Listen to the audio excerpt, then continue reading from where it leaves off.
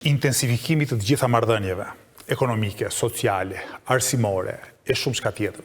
Në programin dhe në qasjen tonë janë dy element të rëndësishëm.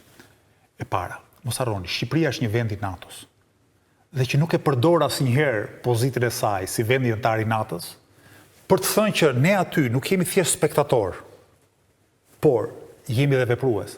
Dhe kur vjen puna tek mbrojtja e tërësisë territoriale të Kosovës, Shqipëria nuk mund të jetë spektatore. Duhet ta ngrej zërin e vet. Dhe në këto struktura ku është e barabartë me të tjerat në status për të ardhur në mbrojtje të Kosovës.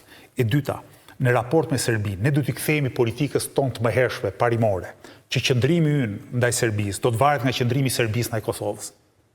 Në qoftë se qëndrimi i Serbisë dhe institucioneve të Serbisë ndaj Kosovës është agresiv, ne nuk mund të bëjmë sigur asgjë nuk ekziston, le të vazhdojnë marrëdhëniet paqësore, ekonomike, ku diun çfarë. Ta luani neutralin, s'mund. Nuk mundemi, por nuk mundemi vetëm për arsye historike, emocionale, por edhe për arsye strategjike.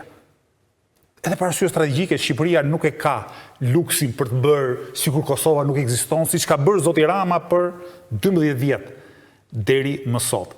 E treta që e kemi merak, kjo mund duket gjë e vogël, është që shumë shtetas Kosovës që janë prej vitesh banor të Republikës së Shqipërisë e kanë shumë të vështirë për të bërë shtetas të Republikës së Shqipërisë. Do të thënë procedurat burokratike janë aq të ngadalta dhe korrupsioni i administratës është aq i thellë saqë shumë kush qytetari i Kosovës që punon, studion prej shumë vitesh në Shqipëri ende ndërron dhe që ka jetën, ka familjen tashmë në Republikën e Shqipërisë, ende ndërron të ketë një pasaportë të shtetit shqiptar.